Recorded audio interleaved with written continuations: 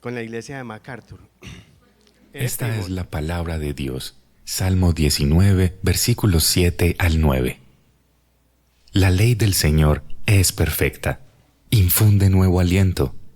El mandato del Señor es digno de confianza, da sabiduría al sencillo. Los preceptos del Señor son rectos, traen alegría al corazón. El mandamiento del Señor es claro, da luz a los ojos. El temor del Señor es puro, permanece para siempre. Las sentencias del Señor son verdaderas, todas ellas son justas. Ahora sí, hermanos, muy buenos días. Sí, ahora sí, sí son faranduleros, ¿no? Como saben que ya está grabándose, entonces ahí sí saludan. Bien, me da mucho gusto saludarles esta mañana. Nosotros nos encontramos en una serie de predicaciones que hemos titulado Cambiando nuestra historia, el poder transformador de la gracia de Dios. Y en esta ocasión particular iniciamos un ciclo de enseñanzas dedicado a los reyes de Israel, a esos personajes tan peculiares, tan únicos, tan excepcionales en todo sentido, en la bondad que expresaron algunos y también en la maldad que expresaron otros. Pero quiero comenzar señalando esto. Los gobernantes tienen una influencia muy poderosa sobre la nación, y es una influencia que es para bien o para mal. Y en el periodo de los reyes en Israel se puede ver claramente la correlación entre el estado espiritual del rey y del pueblo que lidera.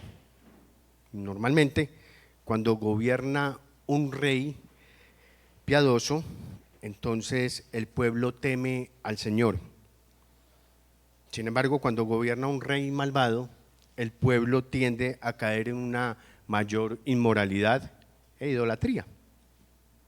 Y precisamente a causa del liderazgo malvado que muchos reyes ejercieron sobre el pueblo, fue que Dios levantó profetas para que hicieran un control y un contrapeso también para los monarcas. Los profetas entonces insistían con pasión en una lealtad total al Señor y a su ley, y se oponían a cualquier alianza o posición política que pusiera en peligro el carácter distintivo de la religión israelita. La historia que tenemos para hoy es la historia de un rey con unas características muy particulares. En muchos sentidos se relacionó genuinamente con Dios, hizo cosas excepcionales que muy pocos reyes hicieron. De hecho, hizo algo de lo cual no hay registro en otra parte de la Escritura en el Antiguo Testamento. Sin embargo, sus decisiones personales al formar alianzas trajeron consecuencias desastrosas para el reino de Judá. Y desde este momento yo quiero invitarte, querido hermano y hermana, a que reflexiones en cómo es tu relación con Dios y cómo es tu política exterior de relaciones. Es una cosa muy especial nosotros como congregación, cómo nos paramos frente a los hermanos y frente al Señor. Pero cómo manejamos nuestras relaciones exteriores, esas relaciones que son con los otros entornos, con entornos familiares, con entornos estudiantiles, con entornos laborales. ¿Cómo es que nosotros manejamos ese tipo de relaciones? Revisemos eso, hermanos, porque la historia de hoy nos hace una invitación a eso, a revisar esa dualidad en la que a veces vivimos nosotros los creyentes. A veces creemos que existe un Felipe hijo de Dios y que existe un Felipe ciudadano, un Felipe compañero de trabajo, y que esos dos Felipes son distintos. Muchos vivimos el cristianismo así. pero no debe ser así. Por eso es que hemos titulado este mensaje, y mire, Josafat, un piadoso inconsistente a quien Dios dio su gracia con la disciplina. Josafat, un piadoso inconsistente a quien Dios dio su gracia con la disciplina. Vaya ubicándose tan amable en el segundo libro, las Crónicas, capítulo 17. La historia de Josafat se desenvuelve en el periodo en el que los dos reinos estaban divididos. El reino del norte, llamado Israel, con 10 tribus, entre las que sobresalían poderosamente la tribu de Efraín y la tribu de Manasés, con su capital Samaria. Y el reino del sur, llamado Judá, con 2 tribus, la tribu de Judá y la tribu de Benjamín, y tenía su capital en Jerusalén. ¿Usted recuerda quién fue Efraín y quién fue Manasés? ¿Hijos de quién? No, por ahí cerquita, de José. Fueron los hijos de José a los que Jacob al final de su vida bendijo, dándoles parte en la heredad de la tierra, en gratitud y en el amor. Y otra vez en una expresión de favoritismo que acompañó a Jacob hasta el final de sus días. Muy bien, importante esto, porque es el telón de fondo para la historia que vamos a estar. Segundo libro de Crónicas, capítulo 17. Y vamos a estar en varias partes de esto, porque la historia de este rey se desenvuelve en esos 5 capítulos, en el capítulo 17, 18, 19 y 20. El conflicto entonces, hermanos, entre estos dos reinos fue permanente. De hecho, la rivalidad en las tribus del norte y las del sur tiene sus orígenes desde el periodo de la conquista de la tierra prometida.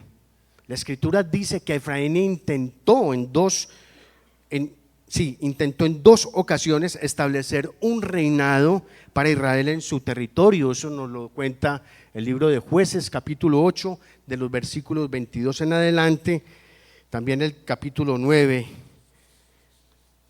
también nos habla de esto. La rivalidad entre Efraín en el norte y Judá en el sur se mantuvo durante los reinados de Saúl, de David y de Salomón, y también la escritura de eso da cuenta. Ahora, este dato es importante porque nos aclara la impronta de cómo fue que inició el reinado de Josafat. Miren los primeros, vamos a leer, ¿ya estamos ahí? Segundo libro de los Crónicas, capítulo 17, dice la palabra del Señor. Entonces su hijo Josafat, estamos hablando de que su padre Asa había muerto, entonces su hijo Josafat reinó en su lugar y afirmó su dominio sobre Israel. Oiga pues, puso tropas en todas las ciudades fortificadas de Judá. También puso guarniciones en el territorio de Judá y en las ciudades de Efraín, que su padre Asa había tomado. Es impresionante comenzar el reinado estableciendo tropas en los límites, en la frontera de su reino, para protegerse y defenderse ¿de quién? De sus hermanos, porque por muy dividido que esté el reino, eran israelitas, eran hermanos, descendientes del mismo Padre. Eso es muy tremendo, eso es muy llamativo, comenzar una carrera así. Y dice el versículo 3, y el Señor estuvo con Josafat porque anduvo en los primeros caminos de su padre David y no buscó a los Baales, sino que buscó al Dios de su padre, anduvo en sus mandamientos y no hizo como Israel. El Señor pues afirmó el reino bajo su mano, y todo Judá le traía presentes a Josafat, y tuvo grandes riquezas y honores. Y ojo a este texto: y su corazón se entusiasmó en los caminos del Señor, y además quitó de Judá los lugares altos y las aceras. Ese es el resumen. Parece que el cronista hubiera escrito todos los hechos del reinado de Josafat y dejará para el final la introducción a la historia y a la biografía de Josafat, y entonces pone esto. Qué interesante lo que dice esto. Y mire que un detallito que el cronista nos deja allí. Dice que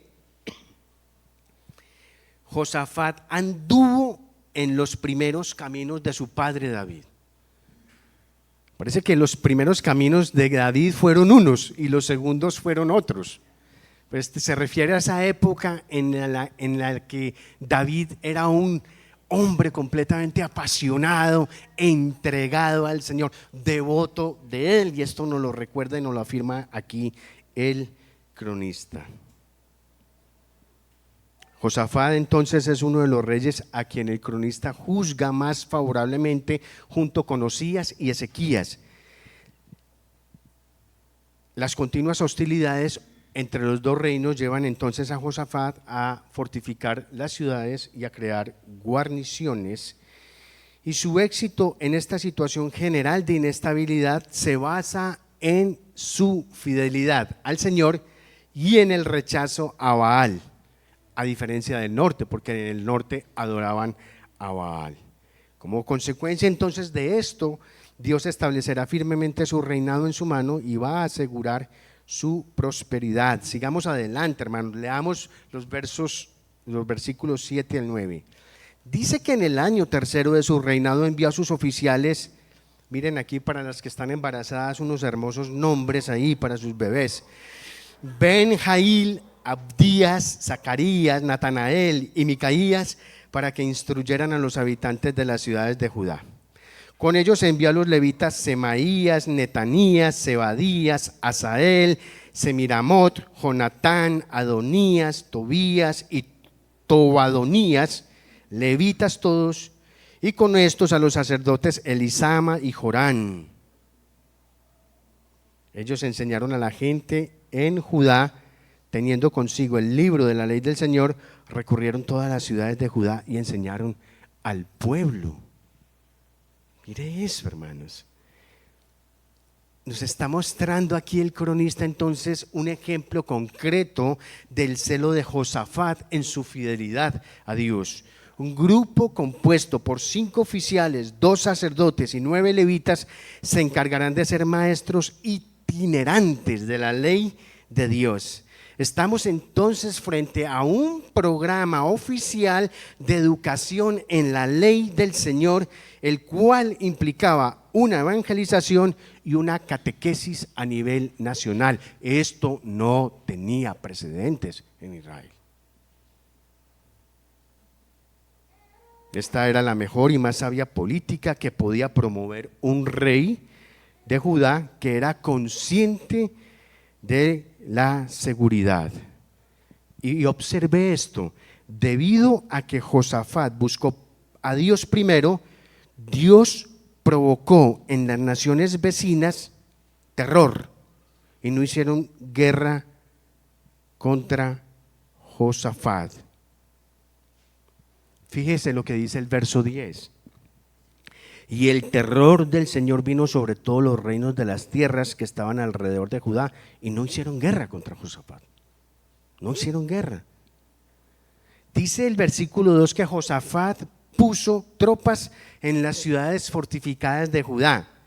Sin embargo, no se dice que el temor del Señor cayó sobre las naciones vecinas al ver esos ejércitos. No, el texto lo que nos dice es que cuando Josafat estableció un ministerio de enseñanza de la ley del Señor, entonces sus enemigos tuvieron miedo y no le hicieron la guerra. A veces esto es muy sorprendente porque son las naciones vecinas de Israel las que conocen y saben la naturaleza del Dios de Israel. Usted recordará a Rahab, la famosa mujer esta en Jericó, todo lo que conocía de las proezas del Dios de Israel y la forma tan maravillosa como se ganó el acceso para quedar en el hall de la genealogía de Jesús. En el resto del capítulo 17 se nos habla de cómo Josafat se engrandecía más y más y edificó fortalezas y ciudades de almacenaje de Judá. Los últimos versículos del capítulo 17 inclusive hacen un listado de las tropas que él tenía y hablan de 300,000 por un lado y hablan de 400,000 por el otro. Un ejército sencillamente fabuloso, completamente envidiable. Al hablar de ciudades de almacenaje, nos está presentando el cronista entonces que este es un rey que administró muy bien el recurso y además un rey al que le rindieron muchísimos tributos. Miren la maravilla. El capítulo 18 comienza diciendo, vamos ahí al capítulo 18. Recuerde que yo le dejo la tarea de leer completamente todo esto en casa. Es una historia fascinante, por cierto. Creo que tiene muchos aprendizajes para todos. El capítulo 18 comienza diciendo que Josafat tenía grandes riquezas y gloria. Pero ¿qué más dice? Se emparentó con Acab. Y algunos años después descendió a Samaria para visitar a Acab.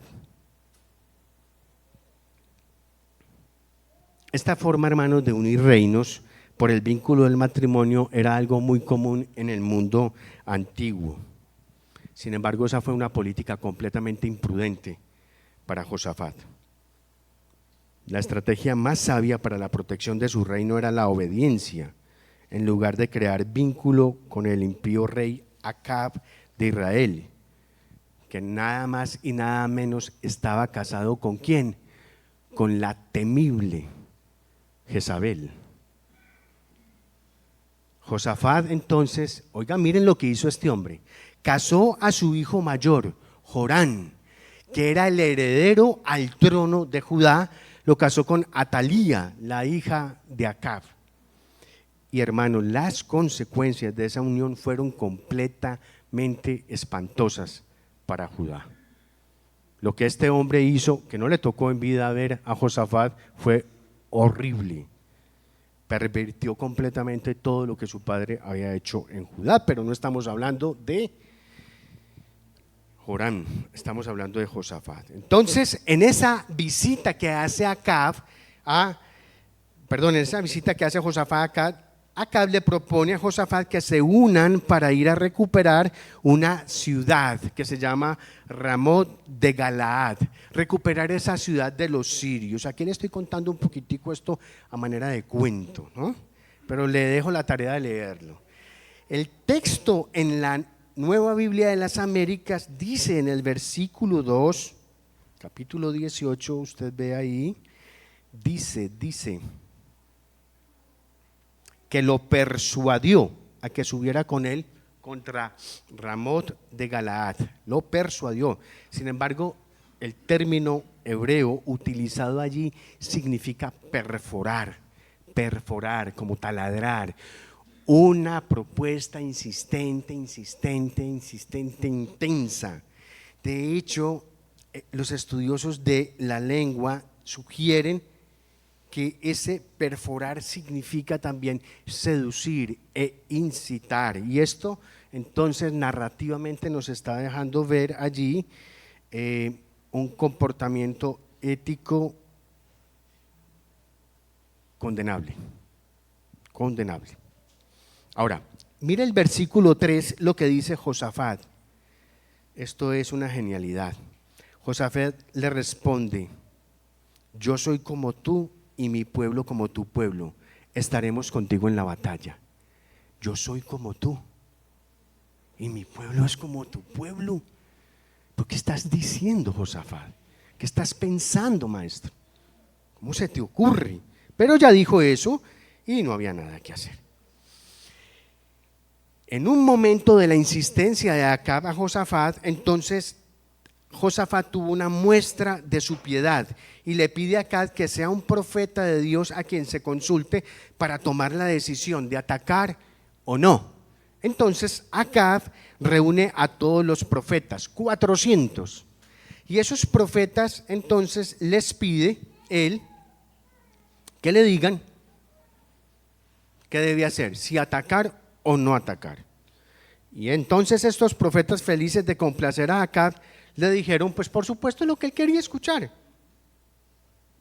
que atacaran. Y eso hicieron ahí todo un alarde de cosas teatrales y para expresarle que él debía atacar y que el Señor iba a entregar la ciudad a Acab. Miren pues, ¿quién fue el que pidió la visita de profetas? ¿Quién fue el que están conmigo, cierto? Estamos aquí. Laureles, ¡yuhu! Josafat fue el que pidió eso. Bien.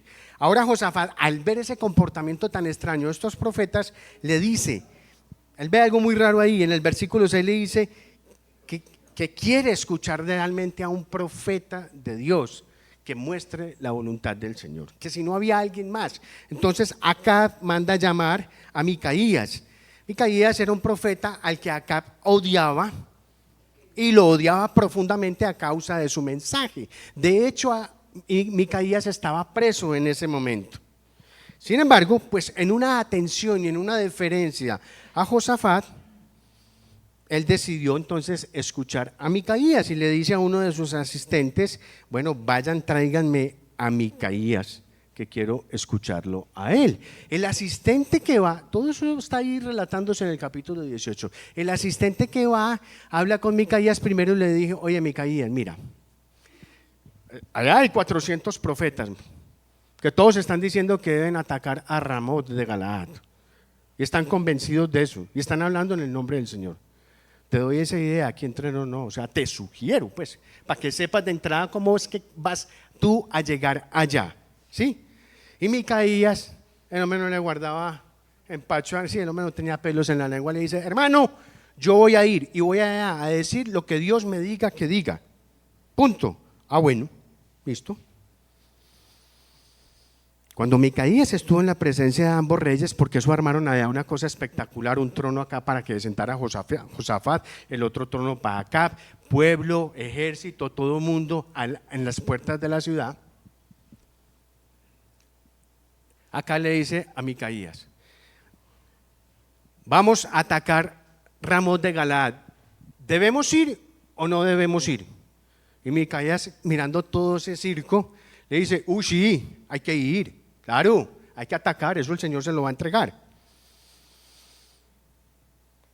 Y eso se le dijo como que en tono burlón, porque Acab, entendiendo el sarcasmo del profeta, le pide que le diga la verdad.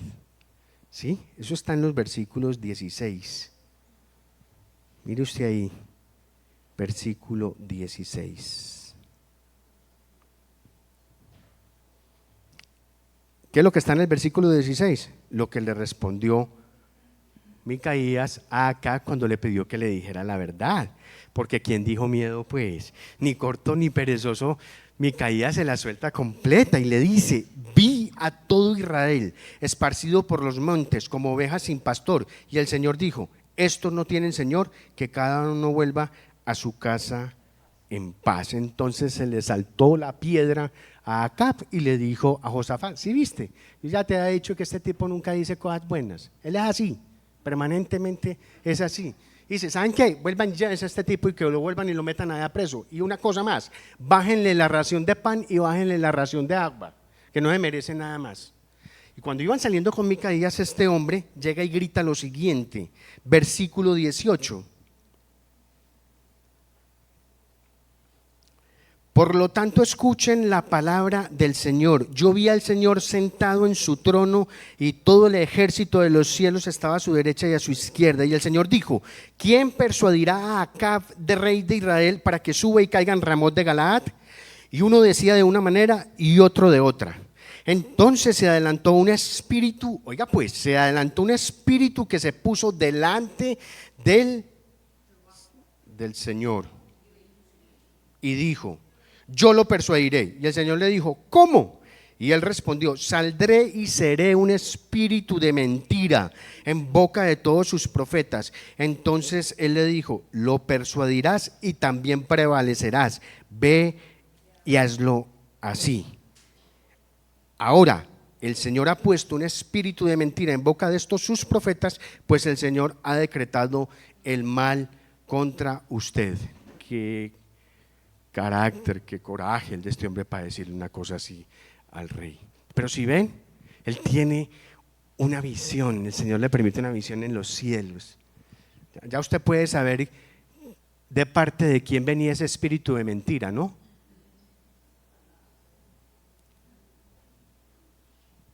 Satanás. Muy bien. Vamos bien. Vamos bien. ¿Y sabe qué pasó después de eso? Fueron a la batalla, hermano. Fueron a la batalla.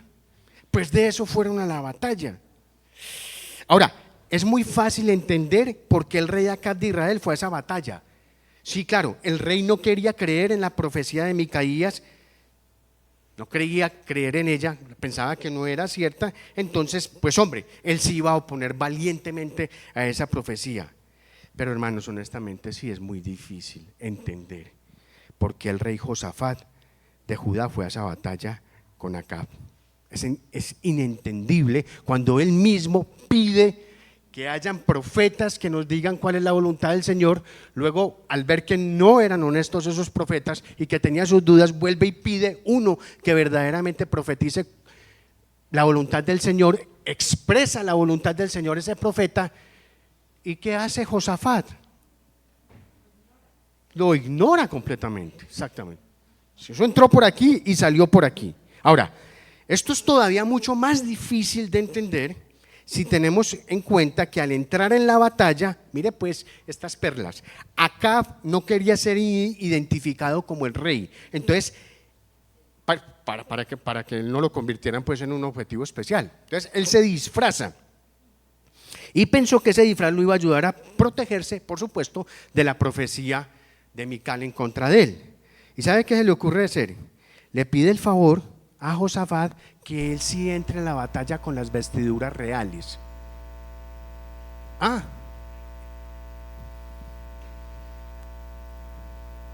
Que entre con las vestiduras reales como el único rey ahí. Entonces, se puso como a tiro al blanco. Yo no tengo sino una palabra para eso, y está en el lugarítico antiguo.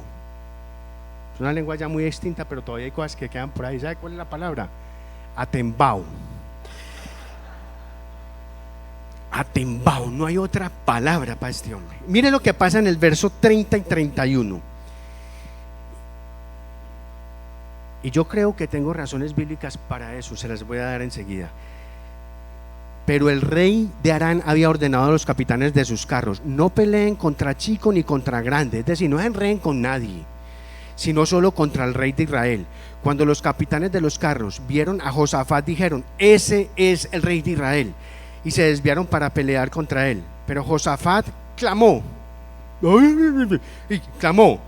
y el Señor vino en su ayuda, y Dios lo apartó de él. Pues al ver los capitanes de los carros que no era el rey de Israel, dejaron de persuadirlo.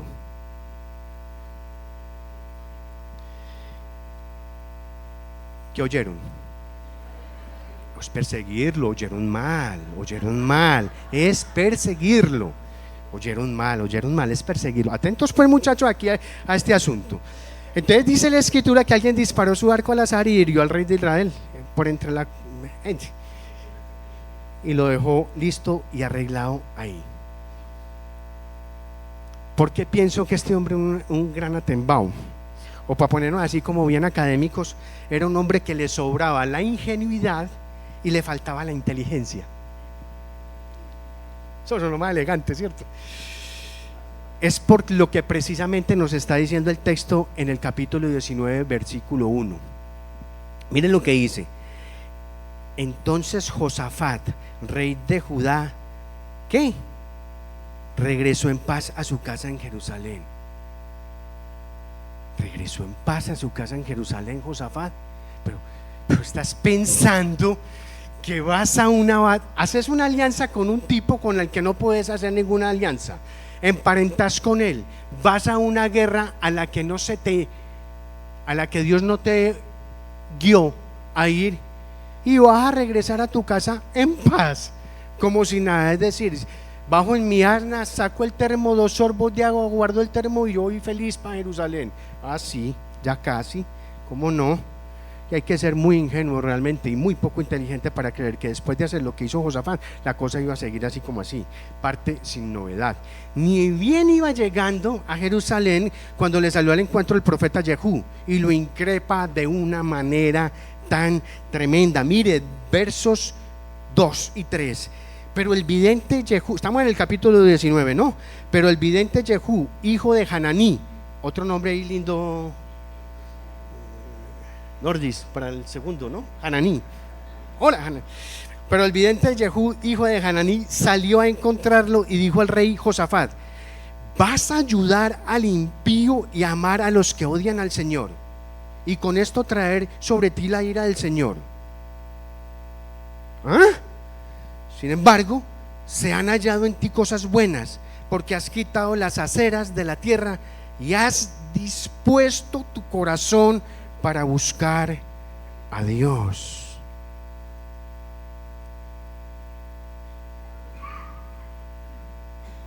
Has dispuesto tu corazón para buscar a Dios. Pero ¿qué estás haciendo, Josafat?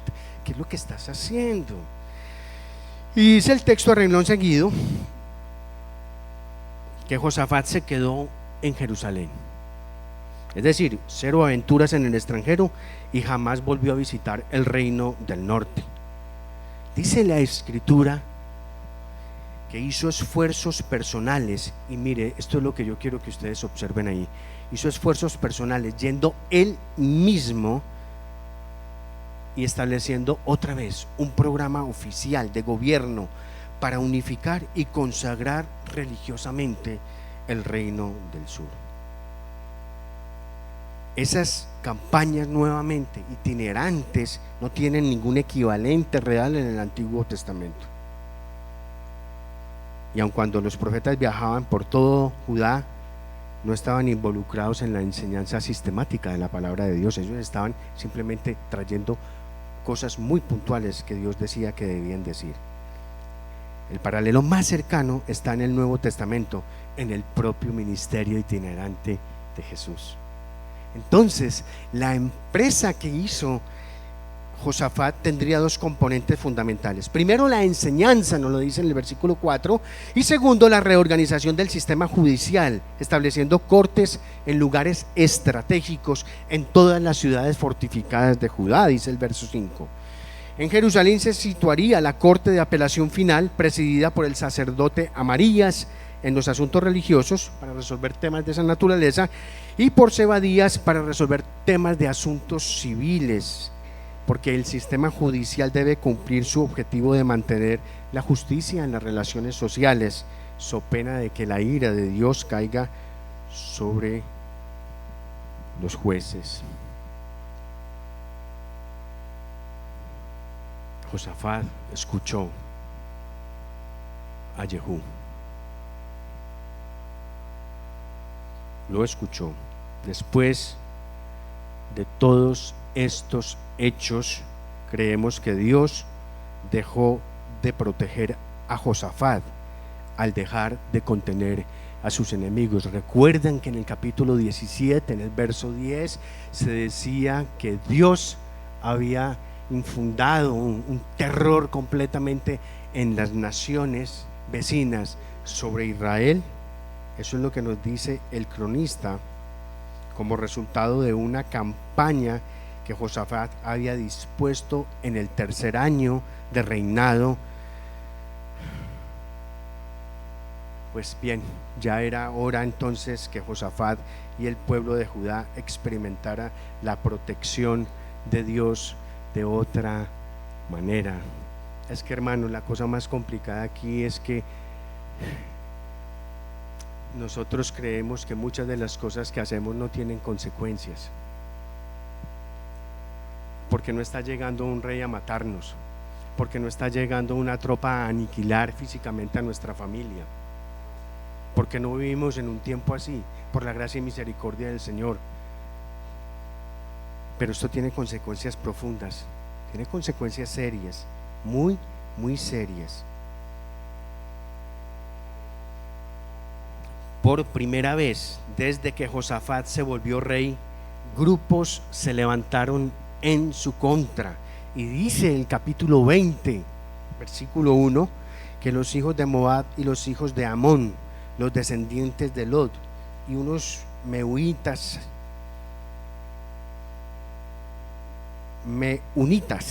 que parece ser eran descendientes de Saúl, se dieron cuenta, formaron todo un grupo de reunión y levantaron para ir en contra de Josafat. Y dice la escritura que algunas personas del pueblo se dieron cuenta de esa situación y inmediatamente salieron a contarle a Josafat. Y en el versículo 3 y 4 del capítulo 20 podemos ver la actitud de un hombre entonces que ha experimentado el poder transformador de la gracia de Dios en su corazón. En el versículo 3 y 4, esté conmigo ahí. Josafat tuvo miedo y se dispuso ¿a qué? A buscar al Señor, y proclamó ayuno en toda Judá. Y Judá se reunió para buscar ayuda del Señor. Aún de todas las ciudades de Judá vinieron para buscar al Señor. Y así actúa, hermanos, un hombre que ha sido transformado por la gracia del Señor.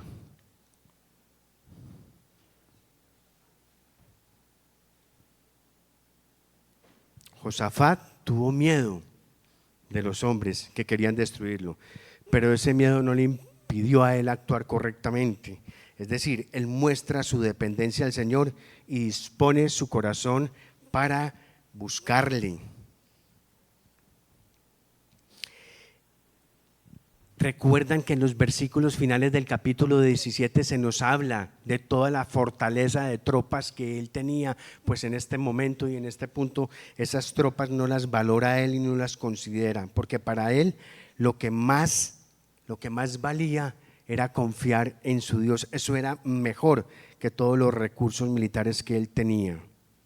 Y entonces lo que hizo Josafat a partir de aquí fue un ejemplo de su propia devoción personal. Quiero que leamos juntos, porque aquí es donde me quiero centrar un poquito, desde el versículo 5 hasta el versículo 13. Entonces, están conmigo en la lectura, ¿cierto? Entonces Josafat se puso en pie en la asamblea de Judá y de Jerusalén, en la casa del Señor. Fíjese que no fue en el palacio de él, no fue para una manga, ni lo sacó para un rastrojo, no. En la casa del Señor, delante del atrio nuevo, y dijo: oh Señor, Dios de nuestros padres, ¿no eres tú Dios en los cielos? ¿Y no gobiernas tú sobre todos los reinos de las naciones?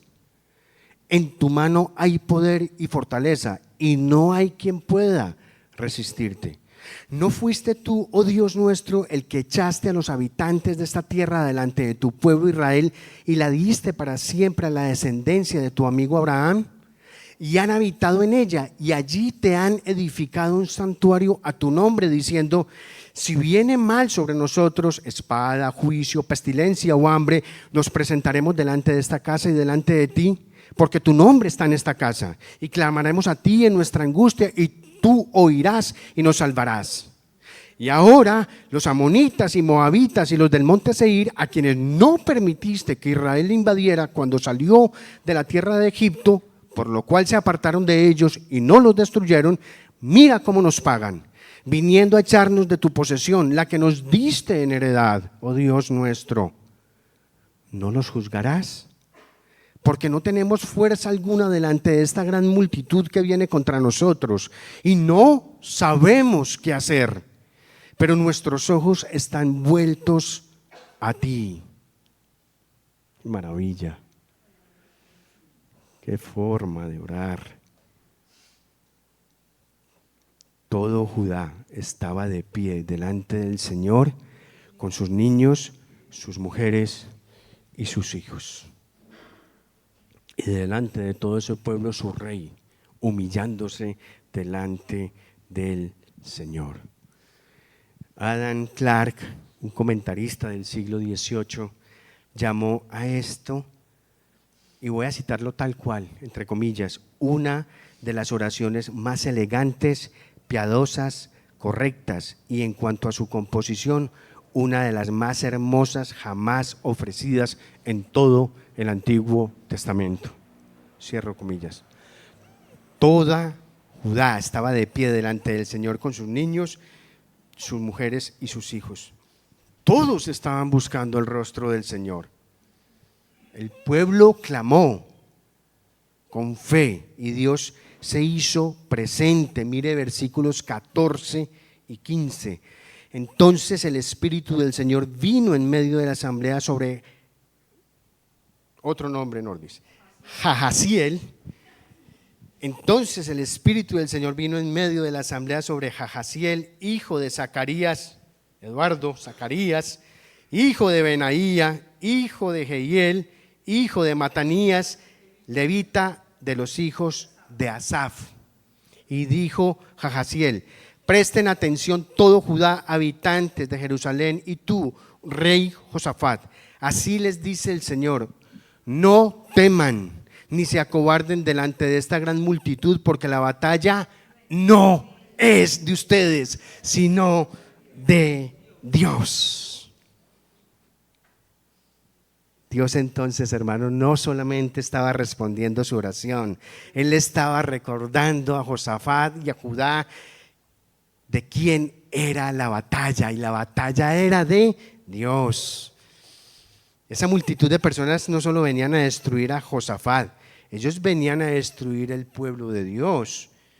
Y como diría el predicador cubano, cuando se trata de destruir al pueblo de Dios, cosa más grande, caballero, porque con el pueblo de Dios la cosa es muy seria. Dice el Señor en Isaías, y mire lo que dice el Señor en el tono y en la forma: con el que luche contigo yo lucharé y salvaré a tus hijos. Haré comer a tus opresores su propia carne, y como si fuera vino dulce, con su sangre se embriagarán, y toda carne sabrá que yo, el Señor, soy tu Salvador y tu Redentor, el poderoso de Jacob.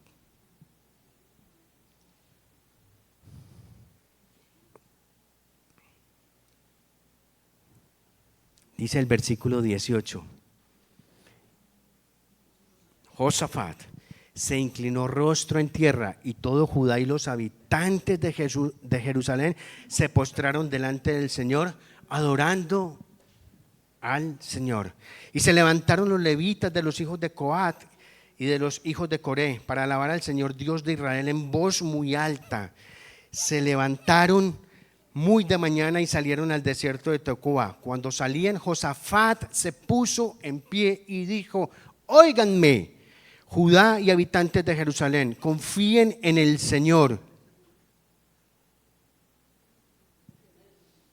Confíen en el Señor su Dios y estarán seguros. Confíen en sus profetas y triunfarán.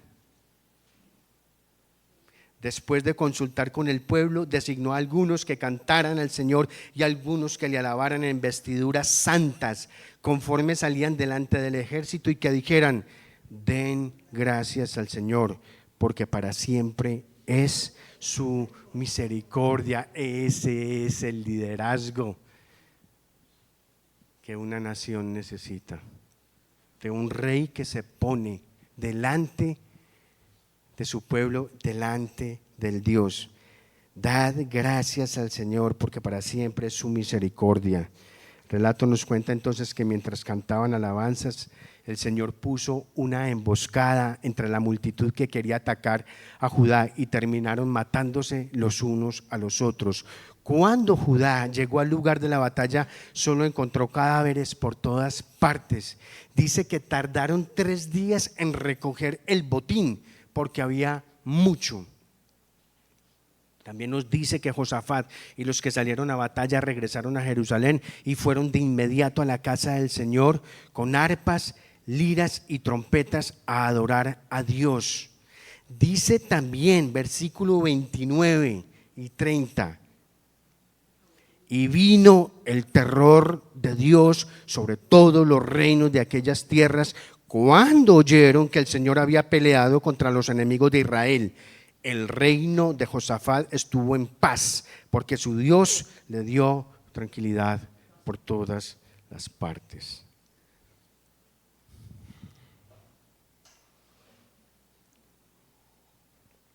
¿Ven todo lo que hizo Josafat? El poder transformador de la gracia de Dios en Josafat es evidente, hermanos, a partir de su encuentro con el profeta Jehú. La determinación de este rey por enseñar la ley del Señor a todo Judá, yendo él mismo en persona, es admirable y sin comparativo alguno en todo el Antiguo Testamento.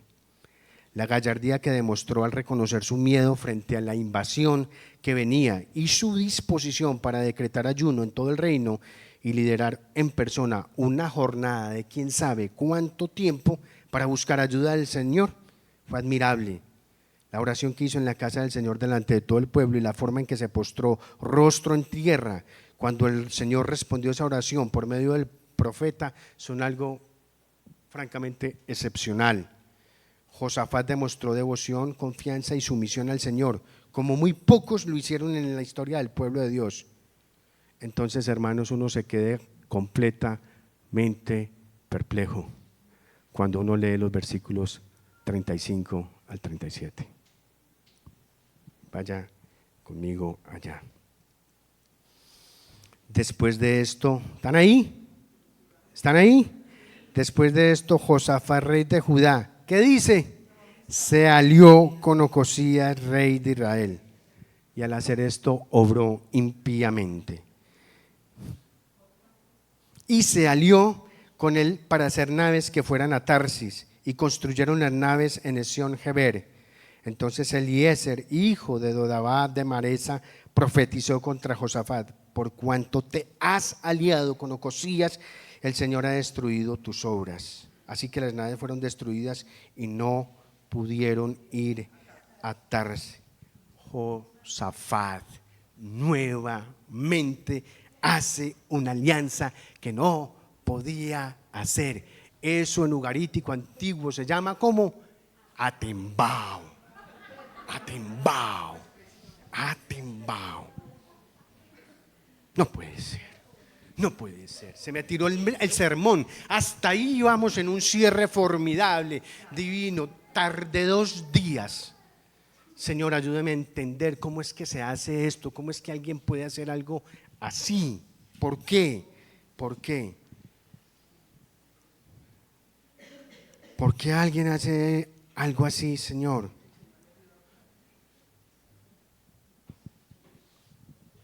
¿Por qué? ¿Saben qué me respondió el Señor? Y se los voy a confesar, a la 1 de la mañana de hoy.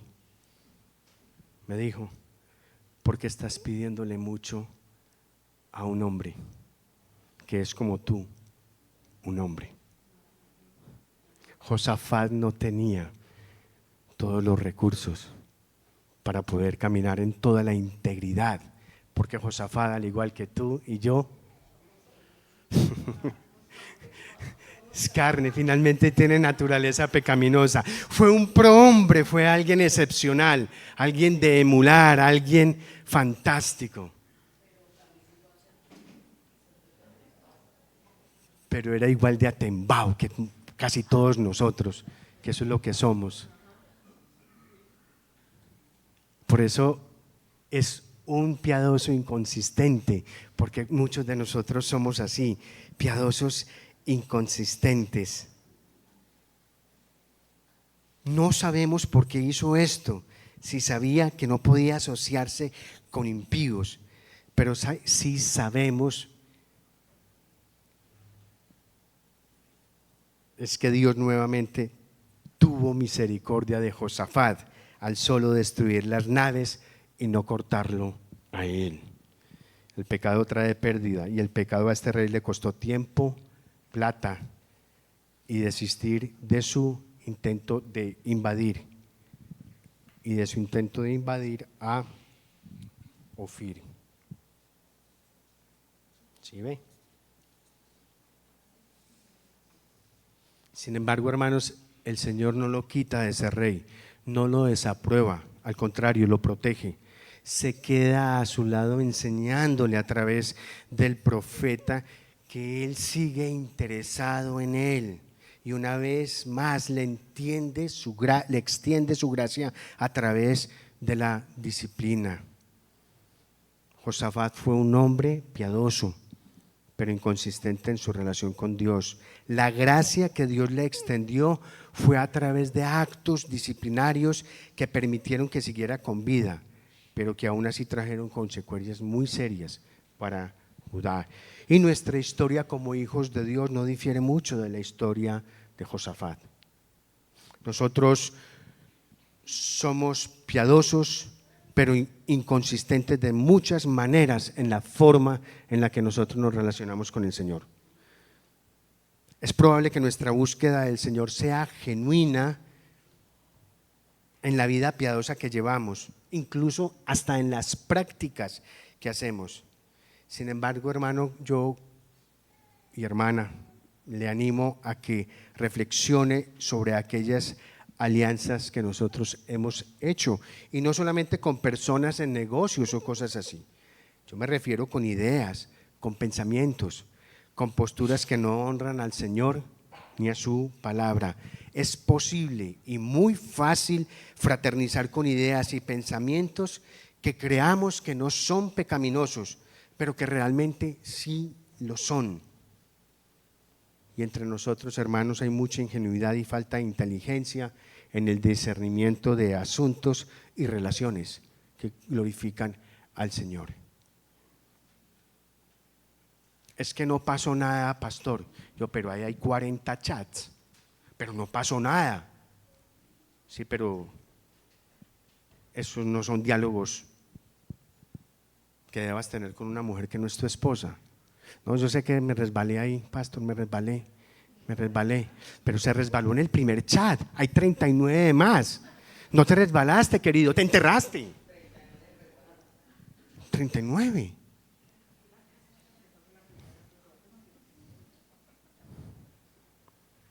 Y creemos que eso no tiene consecuencias, hermanos. A veces no se trata solo de consultar al Señor sobre alguna situación, sino de obedecer las indicaciones que nos da sobre esa situación. Josafat consultó y pidió profetas, y el profeta le dijo: esto va a terminar mal, pero él insistió. ¿Cuántas veces la palabra a nosotros nos dice claramente lo que nosotros debemos hacer y cómo debemos actuar? ¿Y cuántas veces eso? Abrimos la botella, 2 tragos de agua, cerramos, dejé así, parte sin novedad, entró por aquí, salió por aquí. Llama al pastor y preguntarle: no, Ronald se mantiene muy ocupado, a mí me da pena. No. Pero después sí hay que sacar a Ronald de la ocupación y decirme: pastor, la embarré, mire lo que hice. En alguna época de mi vida, algunos hermanos me invitaban a enderezar relaciones de negocios que habían hecho malos, pero nunca me invitaban a ver qué pensaba del negocio y que orara por ese negocio. No, me invitaban a ver cómo era que después podía enderezar ese asunto y todo ese tipo de cosas. Algo muy tan nuestro. Hermanos, tú y yo le pertenecemos a un rey que ha sido piadoso y consistente a lo largo de la historia, en quien Dios Padre depositó toda su plenitud y su gracia en favor nuestro. Iglesia, nosotros le servimos a uno que tomó nuestra causa y la hizo suya, a uno que nos ofrece que vayamos a Él todos los que estamos cansados y cargados, porque Él nos hará descansar. Uno que nos ofrece su yugo sobre nosotros para que aprendamos de Él, porque es manso y humilde de corazón, y nos ofrece descanso para nuestras almas, porque su yugo es fácil y su carga es ligera. Le pertenecemos a un rey que nos ha amado con amor eterno y por eso nos ha dado su misericordia.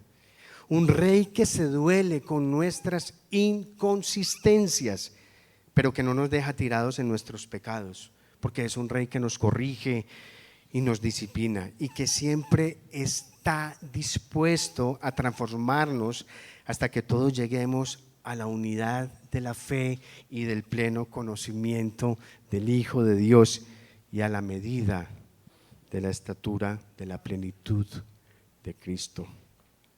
Señor, queremos honrar y glorificar tu nombre esta mañana, Señor.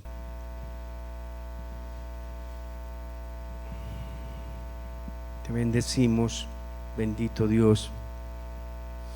Gracias por darnos a tu Hijo, Señor, que vivió una vida de piedad excepcional y que siempre fue consistente en todo lo que hizo, Señor. Gracias, Padre, porque no tenemos otro recurso, Señor. No tenemos a dónde más ir. Pedro lo dijo con mucha claridad: pues, Señor, ¿a dónde más iremos si solo tú tienes palabras de vida eterna, Señor? Yo me pongo delante de esta congregación, Señor, y de todos mis hermanos como el primero, Señor, para confesar que he sido inconsistente, Señor, en muchas ocasiones.